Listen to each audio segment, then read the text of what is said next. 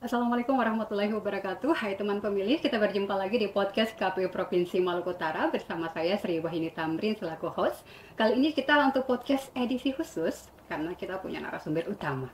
Namun sebelum saya menyampaikan siapakah narasumber utama kita di kesempatan kali ini, saya ingin menyampaikan ke teman pemilih bahwa kita punya tema kali ini adalah peran pemerintah daerah dalam membangun demokrasi lokal di Maluku Utara. Langsung saja kita sapa narasumber utama kita, Gubernur Provinsi Maluku Utara, Ibu Shirley Juanda. Ibu apa Halo, kabar? baik.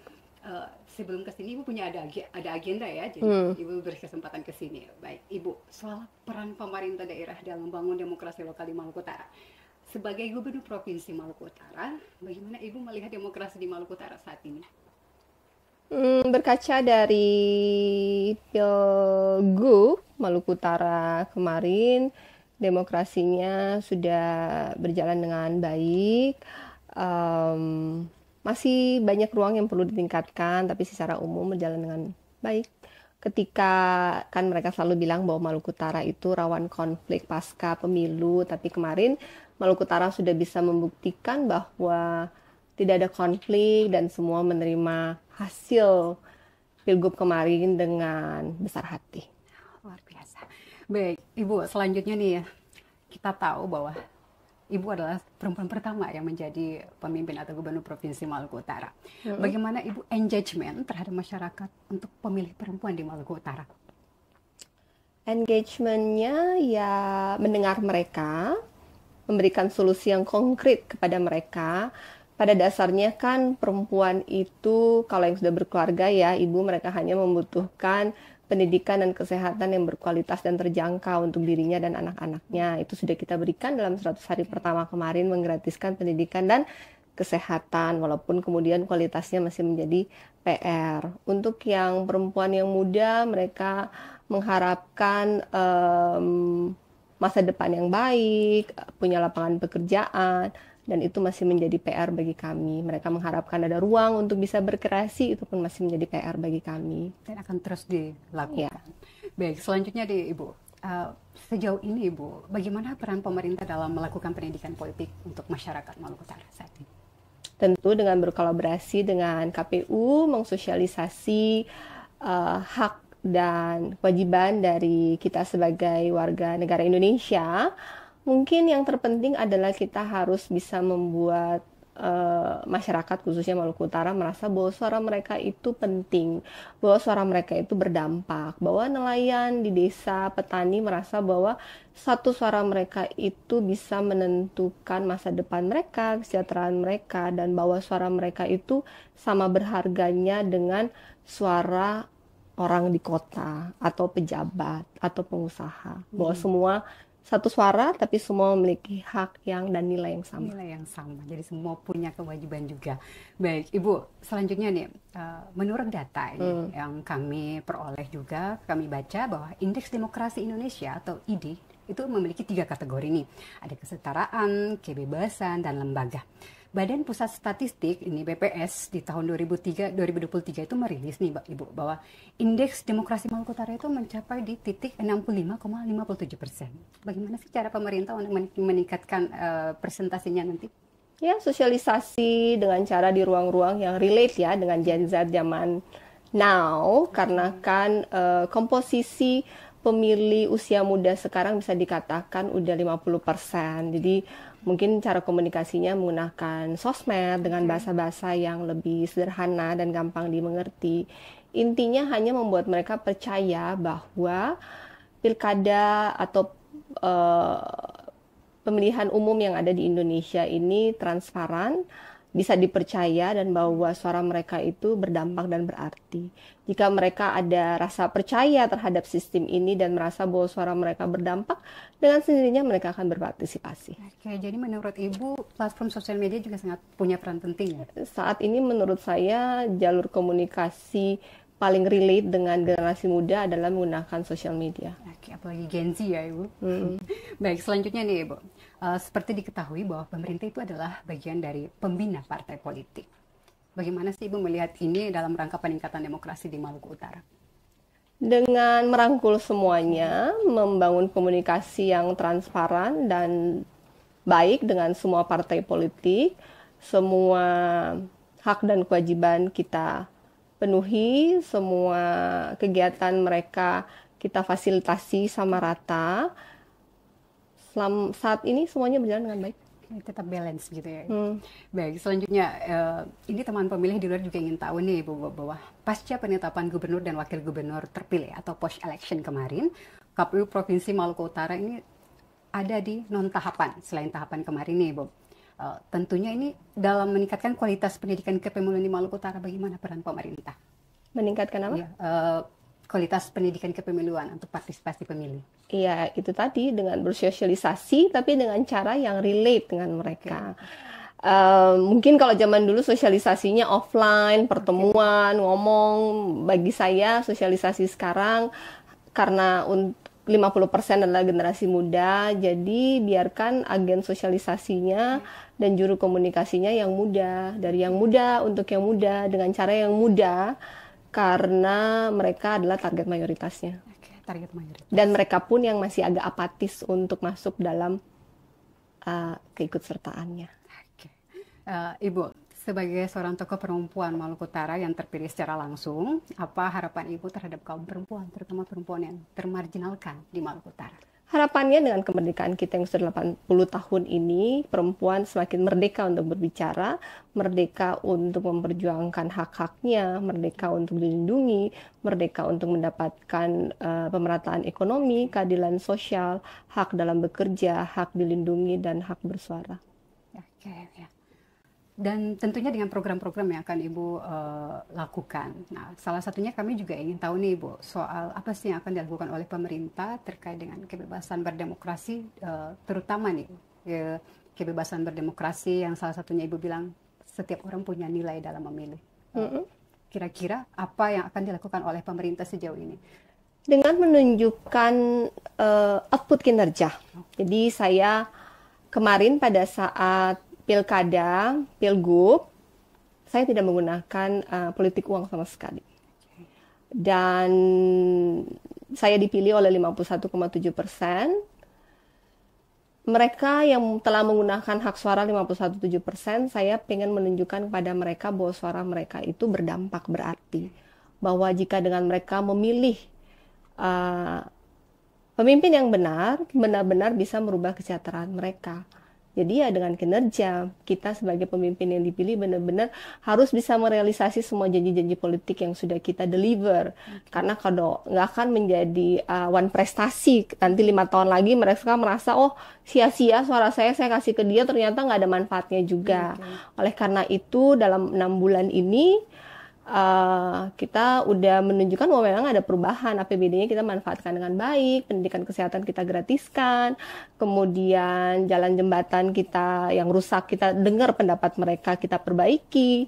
Intinya kita ada karena dipilih oleh mereka. Jadi kita tunjukkan bahwa keinginan mereka, janji kita deliver. Oke. Jadi memang harus menepati setiap janji-janji yang sudah disampaikan ya. Ya. Baik. Ibu, bagaimana sih Ibu memaknai kemerdekaan ini, khususnya kemerdekaan demokrasi yang ada di Maluku Utara, khususnya perempuan? Memilih, jangan diiming-iming ini itu. Orang harus benar-benar merdeka dalam menentukan pilihan. Bagaimana Ibu melihat ini? Kemerdekaan itu, kata Bung Karno kan, kemerdekaan itu jembatan emas, gerbang menuju ke pemerataan ekonomi dan keadilan sosial. Jadi sebagai pemimpin saya memaknainya karena sudah diberikan amanah dari 51,7%, maka saya harus memastikan APBD dan tanggung jawab yang diberikan bisa saya pakai benar-benar untuk menghadirkan pemerataan ekonomi dan keadilan sosial di Maluku Utara. Dan untuk bagi perempuan, anak-anak segala usia, kemerdekaan ini diisi dengan karya, dengan ide, dengan pembangunan, dengan hal-hal yang positif, harus berani berkarya, harus berdampak bagi Indonesia. Jangan selalu bertanya apa yang negara berikan kepada mereka, tapi kemudian mereka yang harus berkontribusi membangun Indonesia, Maluku Utara. Apalagi khususnya di Maluku Utara juga. Ya. Ibu. Baik, harapan seorang Ibu Sherly untuk demokrasi, perbaikan demokrasi di Maluku Utara untuk lebih baik ke depan seperti apa? Harapannya komitmen dari semua peserta pilkada nanti, kabupaten kota, provinsi, untuk benar-benar yang dikompetisikan itu adalah ide, bukan hujatan. Yang dikompetisikan itu program, bukan siapa yang paling kuat membayar. Karena setiap rupiah yang dikeluarkan itu ada harganya. Ada hutang yang harus dibayar. Ketika kita maju tanpa hutang pihak ketiga, keempat, kelima, maka kemudian APBD itu bisa dipakai untuk mendeliver janji politiknya dengan lebih independen. Dan kalau kita tidak segera punya output, rakyat akan merasa sia-sia memilih, toh gitu-gitu saja. Kan itu kalimat yang sering didengar. Oleh karena itu, untuk merubahnya harus menunjukkan kinerja, menunjukkan output, bahwa ketika suara dipakai benar, memang berdampak, memang ada perubahan kesejahteraan yang mereka rasakan secara individu. Kesejahteraan secara individu juga. Ya, Jadi, pada intinya kan sebagai rakyat, Mbak kan juga rakyat, saya juga rakyat. Ketika saya capek-capek bangun pagi, pergi ngantri ke TPS, memberikan suara saya, harapan saya, orang yang saya pilih ini bisa mengubah daerah saya menjadi lebih baik, lebih bisa mensejahterakan, bisa meningkatkan pertumbuhan ekonomi, bisa membangun infrastruktur yang rusak. Ketika sudah saya berikan suara saya, kemudian 5 tahun kemudian tidak ada yang berubah, kan males ya milih lagi.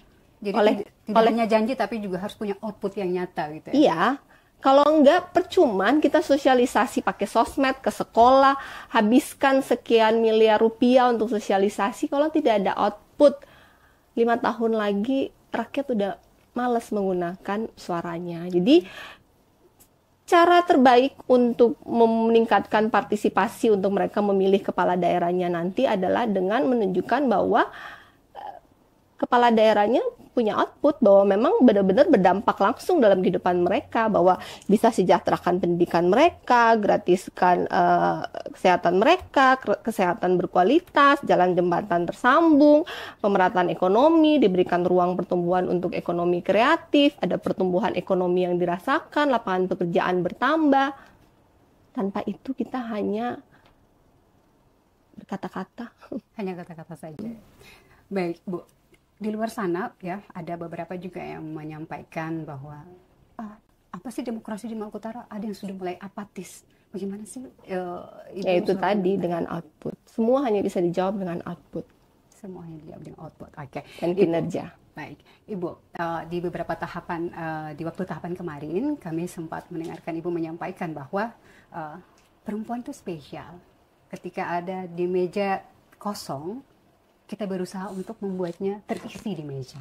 Apa sih makna yang ingin Ibu sampaikan dari bahasa yang Ibu keluarkan? Ya waktu itu kan saya bilang ke ibu-ibu, karena setiap paslon punya strategi ya dalam berkomunikasi. Kebetulan dari 4 paslon, saya satu-satunya perempuan. Dan perempuan itu adalah 52% dari Maluku Utara. Jadi saya selalu bilang, ketika seluruh perempuan di Maluku Utara bersatu, maka secara hitungannya saya sudah menang.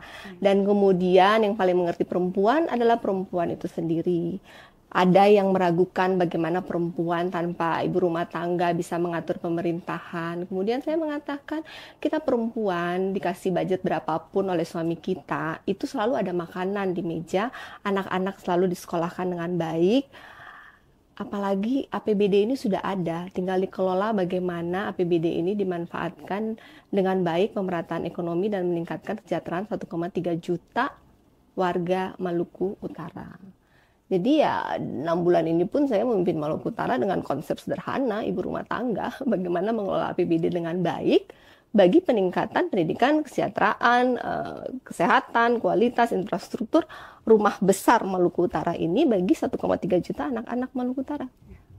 Jadi itu makna yang ingin Ibu sampaikan. Baik, selanjutnya nih Ibu, dari beberapa kabupaten yang sudah Ibu kunjungi, bagaimana Ibu melihat demokrasi di sana dari masyarakatnya ketika melihat Ibu turun langsung, kondisi mereka seperti apa? Bagaimana pesan-pesan demokrasi yang ingin disampaikan di sana setiap kabupaten kota? Sama, demokrasi itu tidak terlihat ya, jadi tidak bisa dilihat. Yang kedua, mereka menyambut saya dengan baik, tetap antusias seperti waktu pilkada. Dan turun di lapangan saat ini saya turun di lapangan sebenarnya hanya untuk mendeliver janji-janji politik saya, karena janjinya adalah renovasi rumah. Saya biasanya turun ke daerah untuk memastikan rumah yang mendapat bantuan renov rumah tidak layak huni itu memang pantas. Kemudian sambungan listrik ke rumah, ibu-ibu yang butuh modal, dan saya melihat langsung belanja masalah, jalan jembatan yang memang harus segera karena fiskalnya pas-pasan, jadi kan harus ada skala prioritas. Sehingga biasanya saya turun ke lapangan dan melihat dan menilai langsung mana yang paling penting, mendengar langsung keluhan mereka secara lebih detail. Apa sih demokrasi itu?